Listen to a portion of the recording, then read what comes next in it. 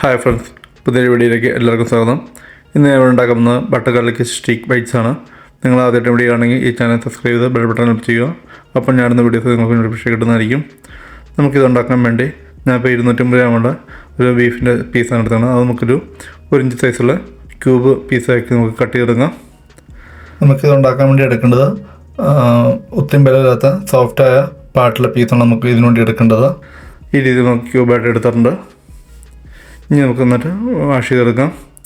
Wash ചെയ്ത് ഞാൻ ഇവിടെ മാറ്റി വെച്ചിട്ടുണ്ട്. നമുക്ക് ഇതിൻ്റെ അകത്തേക്ക് ഒരു 2 ടേബിൾ സ്പൂൺ വരുന്ന രീതിയിൽ ഗാർലിക്ക് ഫൈനായിട്ട് ചോപ്പ് ചെയ്തെടുത്ത് വയ്ക്കാം. ഇനി നമുക്കൊരു പാനിലോട്ട് 1 ടേബിൾ സ്പൂണ് ബട്ടർ ഇട്ട് കൊടുക്കാം.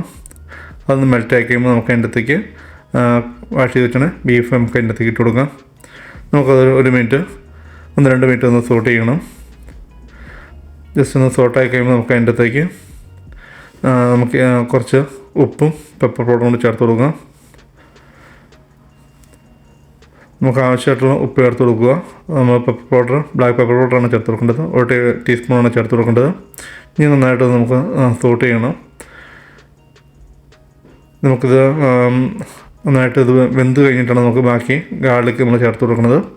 നമുക്കത് മൂടി വെച്ച് വേവിക്കാം. മൂടി വെച്ച് നമുക്ക് 10 മിനിറ്റ് വേവിക്കാം. അതിനിടയ്ക്ക് ഒന്ന് ഇളക്കി കൊടുക്കുകയും ചെയ്യണം. അപ്പോൾ 10 മിനിറ്റ് ആകുമ്പോഴത്തേക്ക് നമുക്ക് ഇതുപോലെ വെള്ളം ഇറങ്ങി വരും.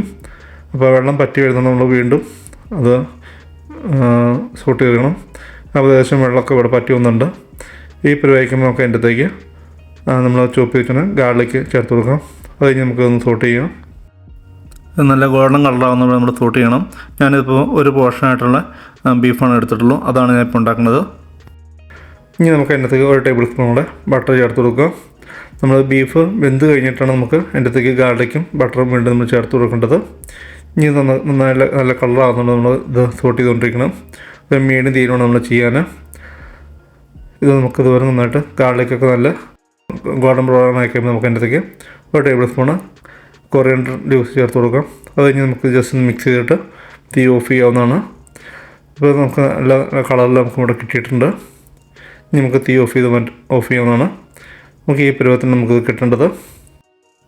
അങ്ങനെ നമ്മുടെ ബട്ടർ ഗാർലിക് സ്റ്റിക്ക് ബൈറ്റ്സ് ഇവിടെ റെഡി ആയിട്ട് വന്നിട്ടുണ്ട്.